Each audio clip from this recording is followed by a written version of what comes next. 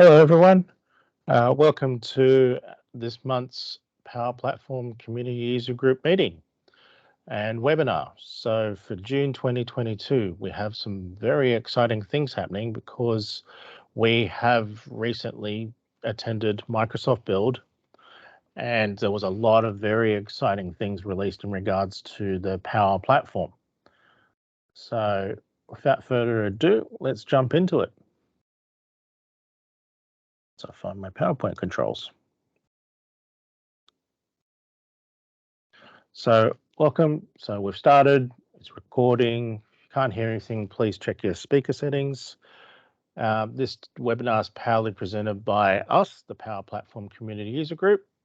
There's our hyperlink and QR code if you wish to join our community and take part in webinars like this and other events and other sharing of knowledge and experiences. If you've got any questions, please don't hesitate to post up in the chat or post in our user group discussion after the webinar. And today's agenda is a bit about us, our presenters, our Power Platform news, of which there's a bit of it from Microsoft Build, and some presentations based on some of the exciting features that have been released at Microsoft Build, followed by a Q&A. And as always, after our the formalities, we have a virtual cuppa where we can sit around, share war stories, chat about the new things from Microsoft Build, and many, many other things. About the presenters today, as always, we have Andrew Gallagher, Bill Mallett, and myself, Yeoman Yu. And let's jump into what's new. So first of all, we have the new look Power Platform. So you'll see that if you notice, there's a new Power Platform icon, and the biggest and newest member of the Power Platform family is Power Pages, formerly rebadged Power Portals. So what's new? So the first thing is there is this thing called Power Pages. So what it is basically simple websites. That's really what it's all about. Some simple low-code websites that you can actually use with a special authoring tool that's built into the portal that's running the Power Pages. And anyone can jump in, try it for free, start building actual web pages. But the other part of it, of course, being Power Platform, is that you can actually incorporate other parts of the Power Platform into it, such as Power Apps, Power Virtual Agents, of course, Dataverse, and basically integrate it into many different types of solutions so that you can do things like set up some community services, FAQ websites. But the main thing is to provide a business approach to websites. Very professional looking, very easy to set up, to deliver information to whatever the customer, whether it be internal customers or external customers. There is a lot going on with the Power Pages. We won't be demoing Power Pages today, but there's a lot to discuss about it because it is very new. But I'm pretty sure that once we know a bit more about it and get to play with it a bit more, we'll get to showcase what it can do for you, either for a small business or a larger enterprise. So the second big thing is in Power Apps. There is a new way to design and develop Power Apps. It's called Express Design. So what it is you can literally sketch a form, for instance, or you can use Figma design files or any other styles of input. And what the Express Design will do is it will actually scan it in and start building an app based on that input. Very clever stuff that will showcase the Power Microsoft Build on this. And today, I believe Bill will be doing a short demonstration on this particular new feature because it looks really good. And it looks like that if you can easily go to places like a customer and quickly get a customer's input on a Power App, even without them knowing anything about what Power Apps are, I think that they'll be very, very surprised at what you can come up with in a very short time, simply due to the AI coming out of Express Design. So that's a great new development as well. And the third major announcement that we feel is very important is the development and evolution in Power Virtual Agents, or bots as we probably have known them. And so what's happened with that is there is now a unified approach to this.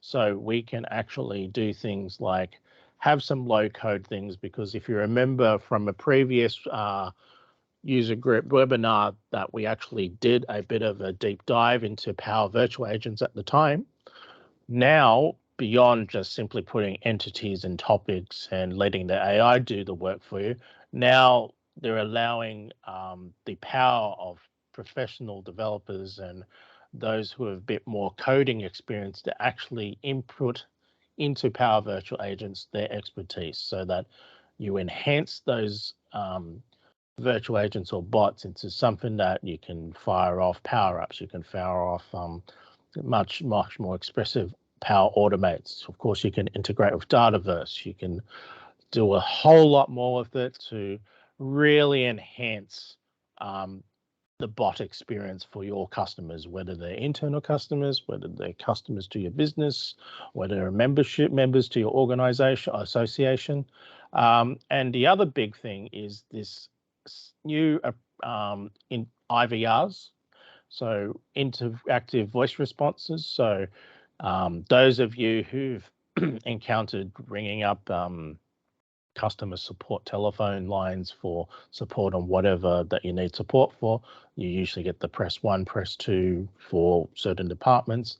Well, now you can build your Power Virtual Agents to essentially replace those type of interactive voice responses. And what that means is the AI within Power Virtual Agents can be now used to run those automated telephone systems, so that you can start really providing real answers and solutions to your customers or members, and actually lead them into other things that you may have created, such as your Power Automates, your Power Apps, and those sorts of things. And that sounds really, really powerful. It's in its infancy, we believe, but it's certainly something very exciting that could certainly revolutionize that particular interaction with customers and members.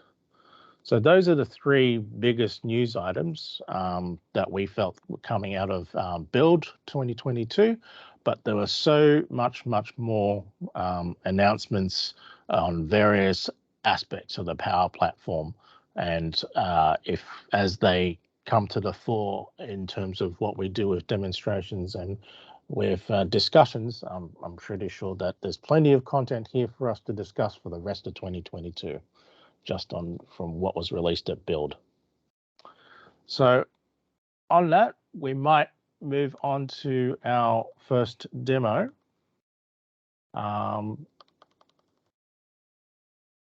And we'll have Bill, I think, demonstrate the Express Design component. Bill, are you ready to run your demo? Yeah, thanks, Shaman. Just quickly before I do, I'll give a quick update of what's been happening in the community. It hasn't been much, so because we're all been focused on Build, but you can see here that we've increased our membership slightly up to 35. That's very encouraging. So if we're always looking to get more, the more we can, the better it is for sharing our information around. So there's an invite people button here if you're already a member, or just join up if you're not yet. You'll also notice there's a couple links in our description. The mailing list is going to be a new feature that Yeoman will be getting out fairly soon. So sign up to that. That'll keep you up to date with everything that's happening in the community. And also we have our YouTube channel, which is where we put copies of all our webinar videos, but I've also been breaking out the demonstrations from our webinars so that you can look at the individual videos as we go along. So hopefully you'll feel inclined to get involved. And as Yeoman said, there's a discussion area on our webpage. Please join in the discussion there. So let's get on to my demo, the Design Express. Okay, so let's think about a situation. I thought of a most taxing situation. What if your boss is doing a really important presentation on the Power Platform? He's got important people coming over, and suddenly he comes to you and says, I've got this great idea. I know there's only 15 minutes to go, but how about you help us out a little bit and get me an app together to take the drink orders as people are coming in. So I've drawn up on the whiteboard and taken a picture for you of what I think the form should look like. Here it is. How about we get an app together? You got 15 minutes. So let's see how we go with getting this app together based on what our bosses provided for us. So let's go to Power Apps, and you'll notice there's this new fast getting started thing here where we can actually use our image to get our Power App going. So let's click on that. There's a little warning to say like black and white is better than colors and things like that. So if you are designing this from PowerPoint or some other design tool, we're going to create a picture from that. It's best to keep it in black and white. It makes it easier for the AI. Now let's move on. What are we going to call it? Well, I'm going to call it AA drink order so that it's easy to find after we've done it. We're going to load our image up. So we've got our image. You'll notice down here that the format changed from tablet to phone. It recognizes that I've got a fairly up and down version rather than a widescreen tablet type of view. So it's recommending the phone. I can switch that back to tablet if I wish to, but I'll just go with what it's recommending. We can have it on a phone ready for people to use when they come in. And here you see what the AI has already done for us. It's broken up our form into text labels and text input. Not perfect, so let's make a few quick adjustments so that we can make sure that it does what we want it to.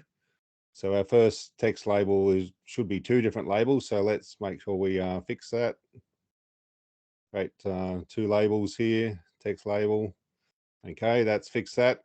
It's missed one of our inputs as well. So let's fix that as well. Make that a text input. Okay, that's really good. Okay, now this date one, we have the ability to already call that one out and call it a date picker rather than just text input. So let's change that over. So now we've got a date picker there for our date. Okay, now that's looking pretty good already. So let's move on to the next stage, and that is to create our Dataverse table to store our data in so that we know what orders have been selected. So let's get that underway. Okay, so you can see here it's matched up our labels and inputs. Looks like it's done a good job there. Okay, that's pretty good. What we can do though is on the sugars one, that's really a number. So let's change that to a number rather than text. So there we go. And we also know in Dataverse that emails can be an own special thing too. So rather than straight text, let's call it an email and say that. Okay, we look over here to the right, we can see the table it's going to create. All looking pretty good. It's picked up the names pretty good there, and it's now got the data types exactly how we want them. So let's hit on next. Okay, one last chance to have a quick look at the actual table it's going to create. We'd have a chance here to really fiddle with this if we really wanted, but we're not going to do that today. We're quickly wanting to get something together. So let's just start creating our app. Now this can take a few minutes. So while we're waiting, you can probably think of other applications for this. Like we've used a whiteboard thing here to quickly get something together.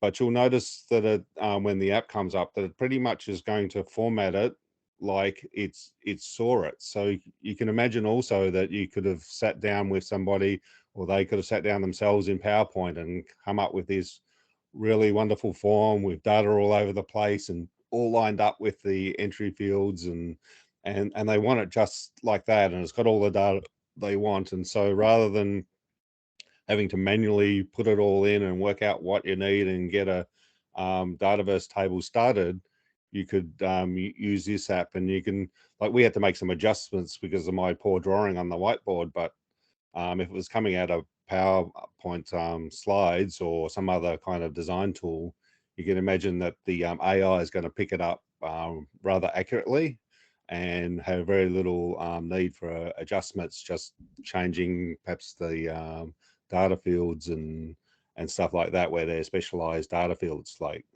date picker, as we saw.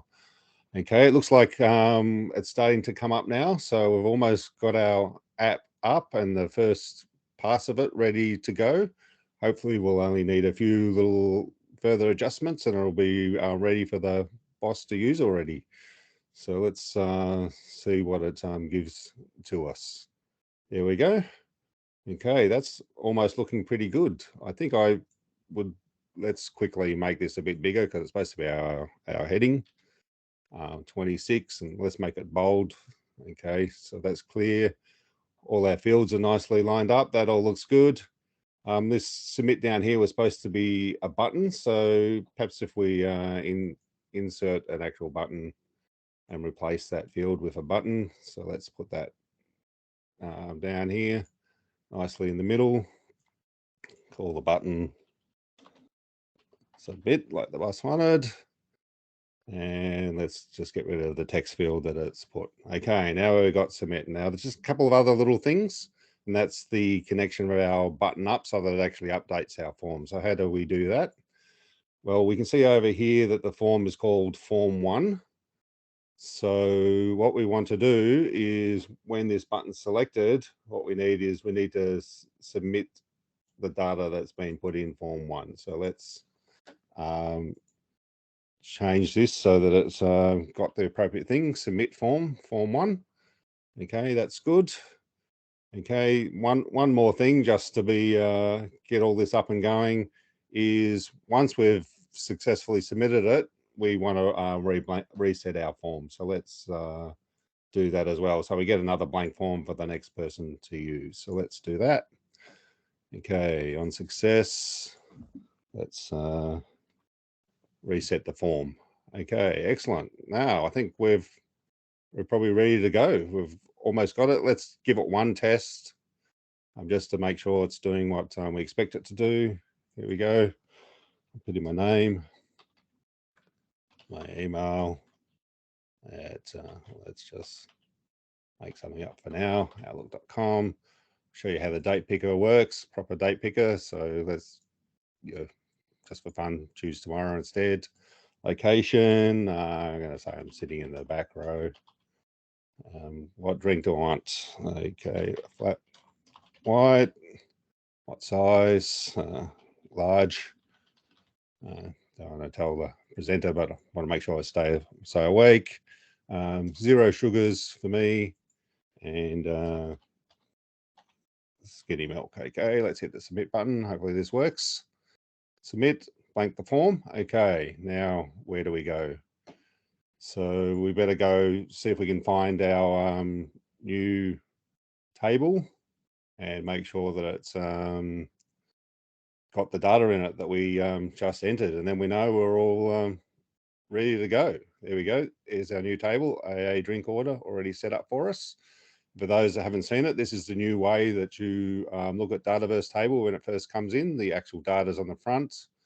We can see that it's got our name, but where's the other data? Let's just quickly select the actual entered data so that you get a feel. So we'll try and give it some order. Name, email, date, drink, location, milk type. What else did we have in there? The size. Did I miss anything? Sugars. There we go. I think that's everything. I save that. You'll see that that's now displayed. We can see the data that we entered. It's all there. So our app's actually ready to go. So we better get out of our little test environments, save it, file, save, and we can also now publish it so that it's available for people to use. And that's effectively it.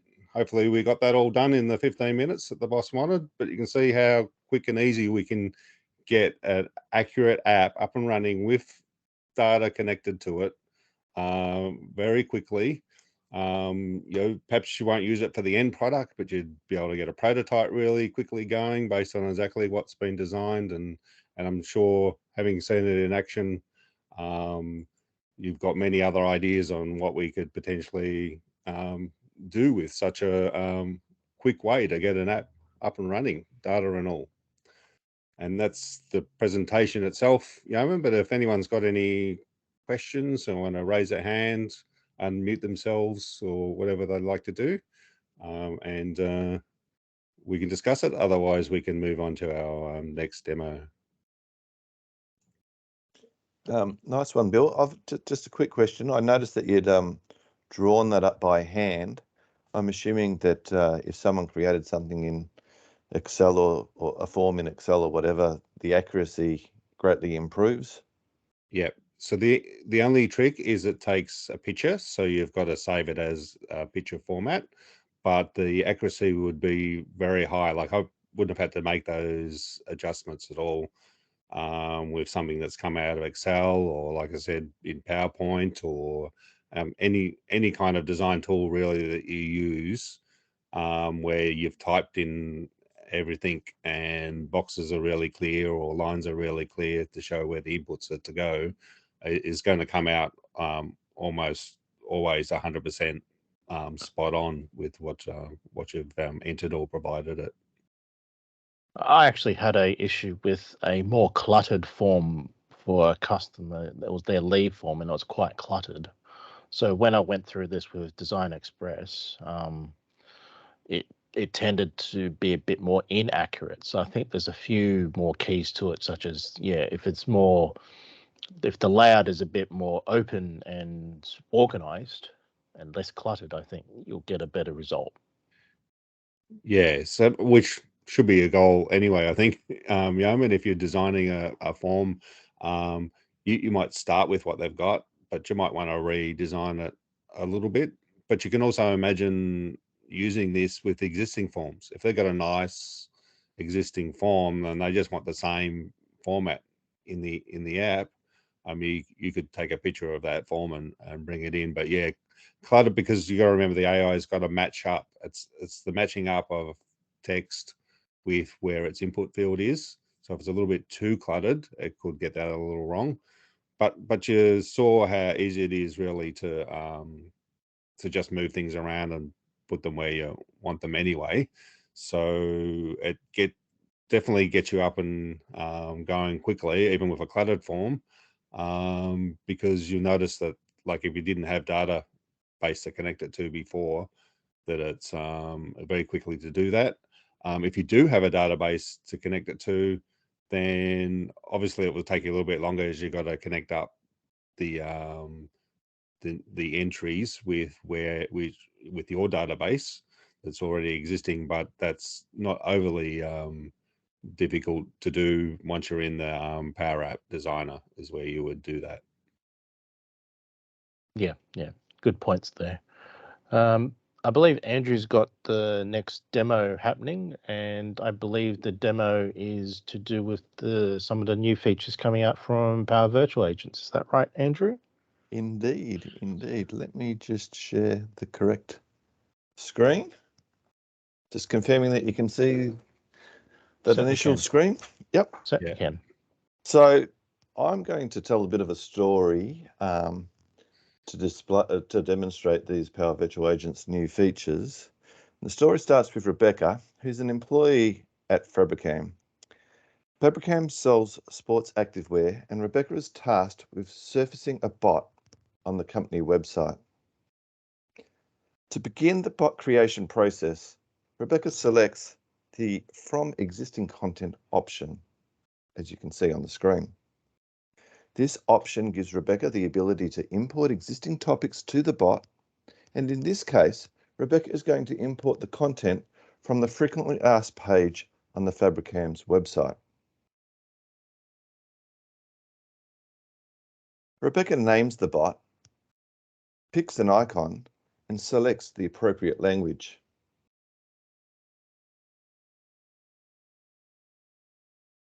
Here, Rebecca enters the URL of the Frequently Asked Questions website page. Power Virtual Agents will retrieve topics from the URL and import them into the bot.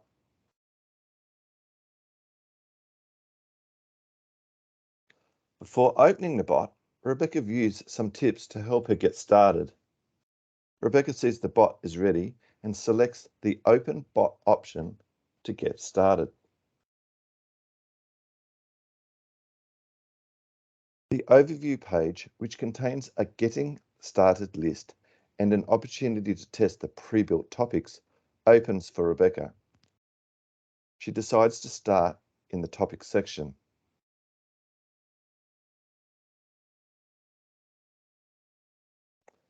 Rebecca views all the topics within the bot, which show details on triggers, errors, and who most recently made changes.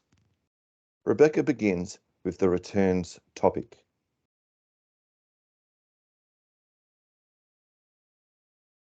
Rebecca notices common productivity features like cut, copy, paste, and more in the Power Virtual Agents Canvas menu to help her get building even faster.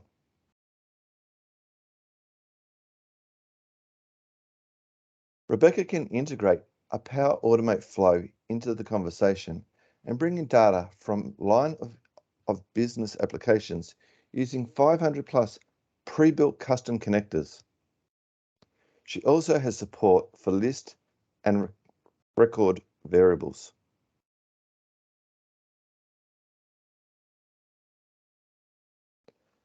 As Rebecca builds out the question node, she selects the Add drop-down button to view the available media response types.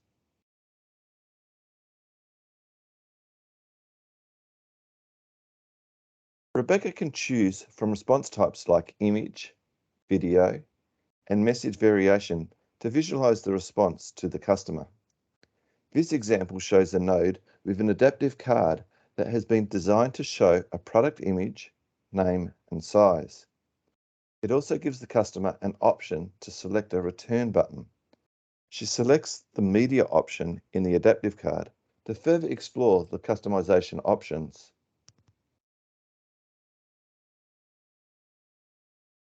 By selecting the media options, a panel expands, giving Rebecca the ability to write and edit JSON code directly in Power Virtual Agents.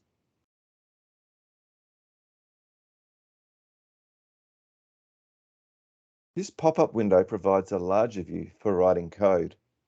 By pasting the JSON, Rebecca can use dynamic values to choose which variables she would like to work with in the adaptive card. For example, product name or size.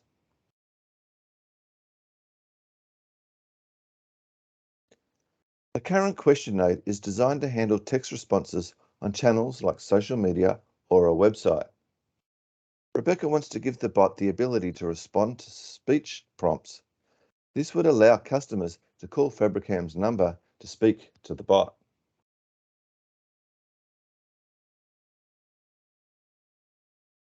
The new multi-modality support function enables the bot to handle both text and speech. Rebecca selects the speech options. With the speech response option activated, the bot offers a more personalized and relevant experience for someone interacting with their voice. The media options are not relevant for this type of response, therefore, they are hidden.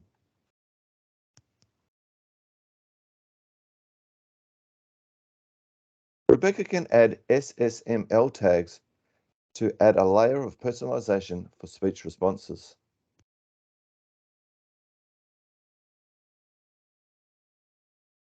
When selecting the variable to store a response, Rebecca can pick existing variables such as return item.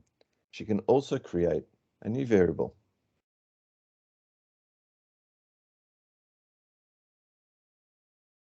For the responses in the message node, Rebecca uses PowerFX, a low-code Excel-like language.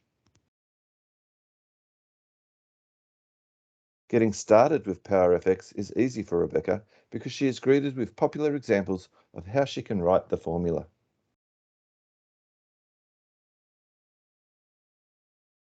For this, Rebecca is going to provide a simple return item name. The PowerFX editor provides an interactive formula bar, making it easier to change the formula for later revisions. She can also maximize the screen for longer formula requirements.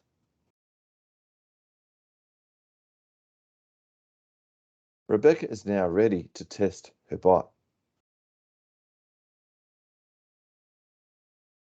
The test chat pane gives Rebecca the opportunity to try out the topics, dynamically showing the latest triggered topic in the center of the screen.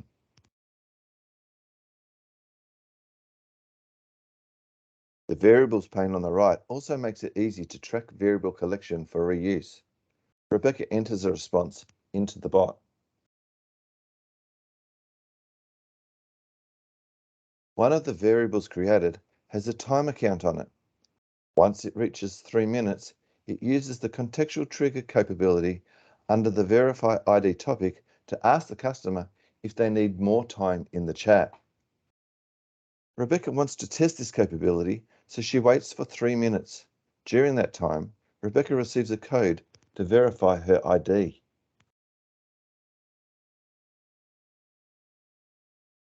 After 3 minutes, the bot has responded following the contextual trigger. The green check mark next to the trigger node indicates it has been successfully triggered. Rebecca tests the more time option.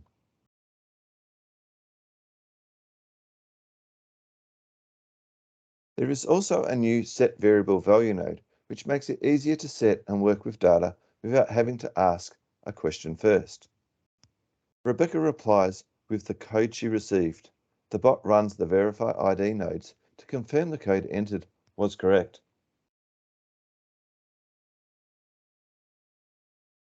The bot identifies the correct code and successfully sends an adaptive card, showcasing the 2 recent purchases, each with an option to return.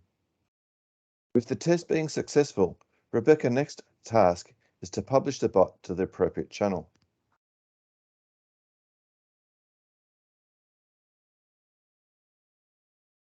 Rebecca now selects the channels.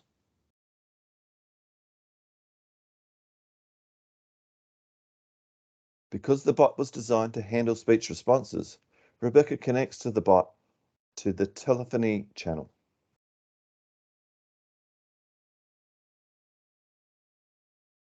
Rebecca connects the bot to a phone number. In this case, the phone number is the one displayed on Fabricam's website.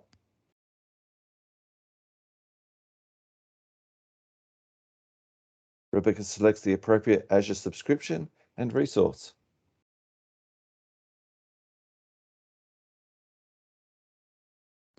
Rebecca connects to the appropriate phone number.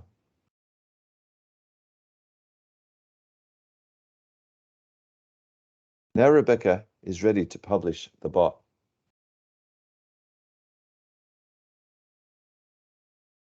On the Publish page, Rebecca can publish, share, and optimize the bot. Rebecca selects the Publish option.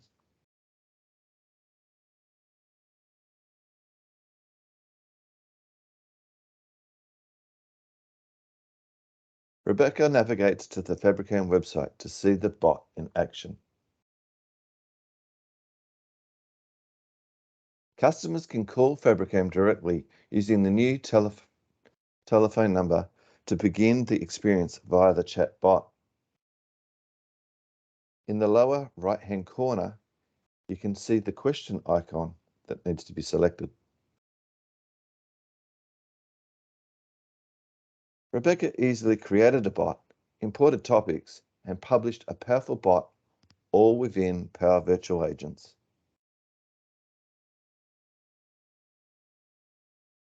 Now that story of Rebecca ran through quite a few new options in Power Virtual Agents. There was options to copy, cut and paste, similar to what you do in other Microsoft products, using PowerFX, connecting to Power Automate, using the ability to have use the telephony so people can speak to the bot rather than typing in. So that gives them, the ability to interact with a larger variety of people out there, as in, for example, the elderly might want to prefer talking to the bot rather than typing. Now, these features are new, so if you go into your Microsoft tenant, they won't be there immediately. At the moment, you do actually have to apply for them. You can use the link that's on the screen, and Yeoman put it into the chat earlier in our meeting. And you will see a form that's just top part's displayed on the screen there that you can complete. And if successful, Microsoft will give you the ability to use those features. And that's the end of my presentation. Thank you, Yeoman. Looks really, really great, Andrew. And yes, posted in the chat is for anyone to try out the this new look Power Virtual Agents with these added features. So feel free to go ahead and try it out. I wonder if anyone has any questions about our demos or anything that was discussed in the news so far. Because I felt that just to have things that start from very, very simple to have some sort of working solution within the space of 15 minutes, well, that's something that can easily be showcased to any of our customers, that's for sure. Well, I think we've just shown two of the released features from Build for virtual agents and Power Apps, but you can see that these are only two. There's many more on many of, even in Power Automate and Power BI. There's many features, and Microsoft just continue to develop their software for us to use to create in the Power Platform industry. And it's just a growth area. It simply is for I think developers can use it now. I think developers can come into it, and it also the citizen developer or employees can start and have a look and even create following like the demo that I did. They can follow the step-by-steps doing it to create their own bot, or as Bill showed, create a simple Power App. Yeah, and that's really great. I like that bit with the SMS confirmation. So that's something that the virtual agent did itself. You didn't have to add that component, or no, you just need to select it and add it in, and virtual agents completely does it for you. So in a sense, it's a bit of a two-factor authentication to make sure it is who they say they are.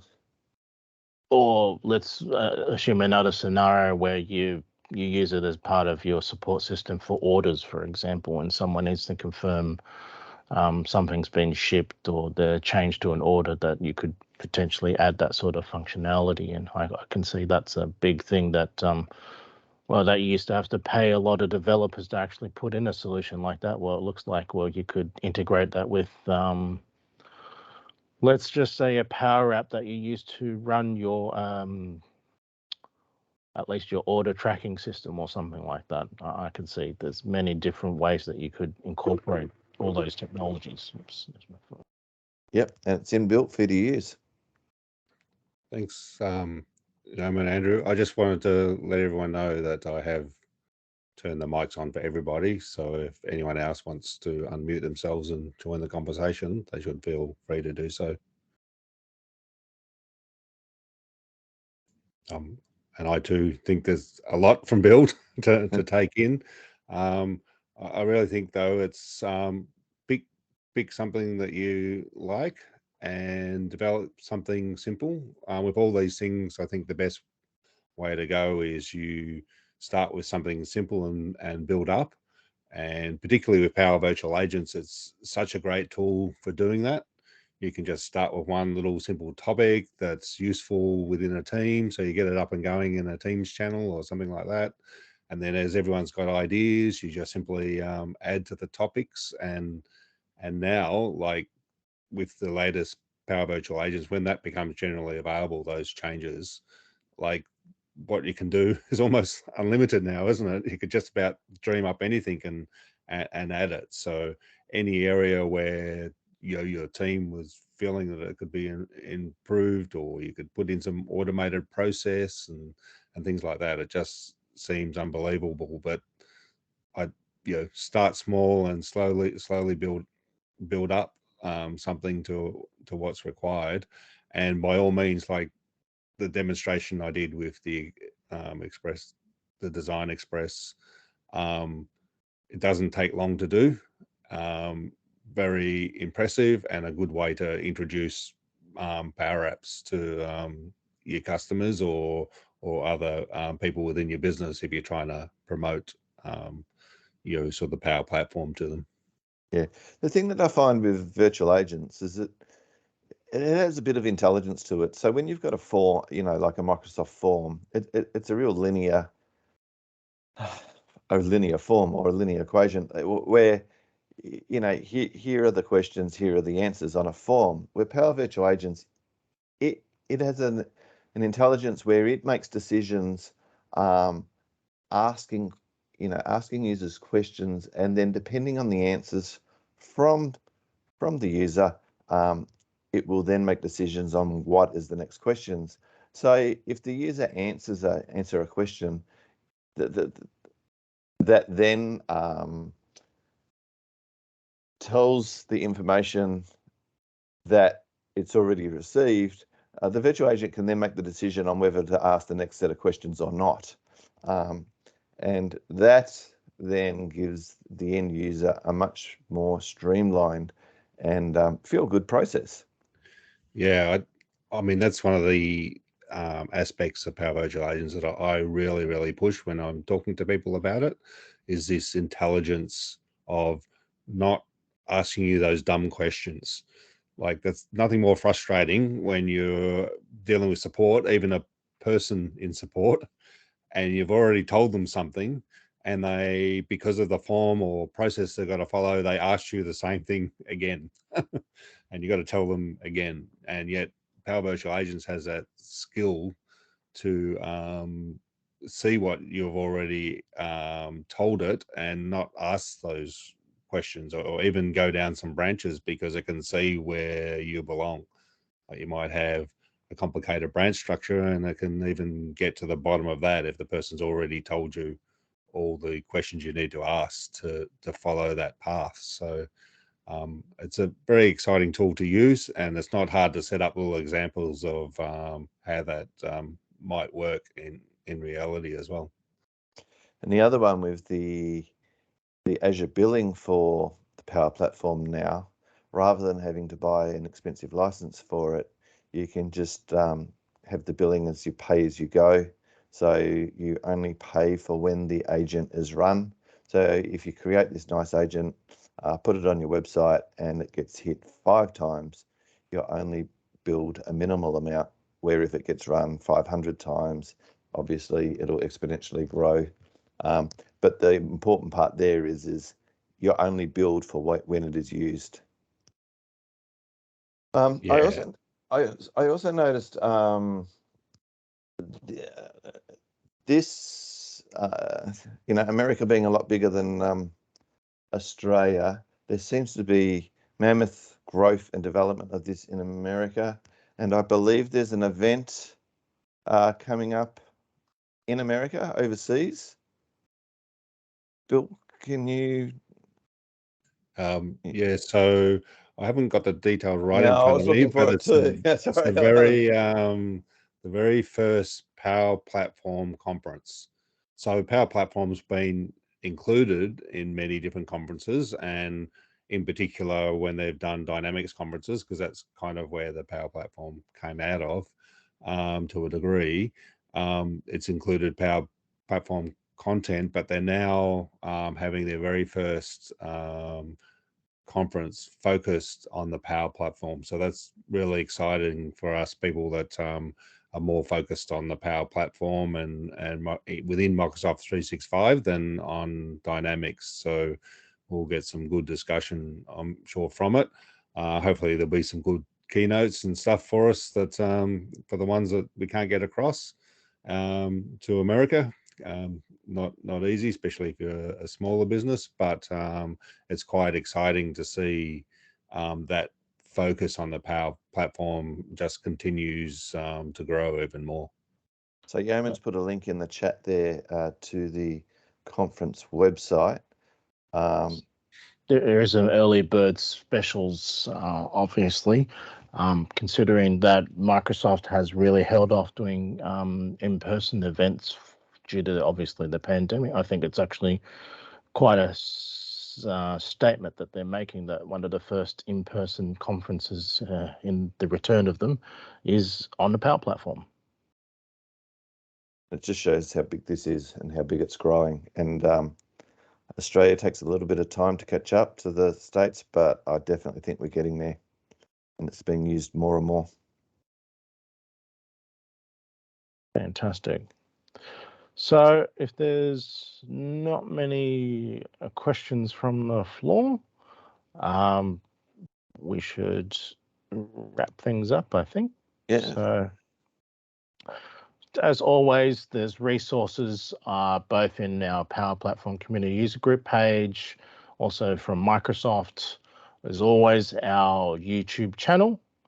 And of course, there's lots of learning resources and learning paths directly from Microsoft. And we would just like to thank everyone for attending today's webinar, proudly presented by us as the Power Platform Community User Group. Once again, there's our link and there's our QR code. And thank you very much for coming. And what will follow is our virtual cuppa, so feel free to stick around and just have a chat. On that note, thank you all very much for attending, and we shall see you in the next one.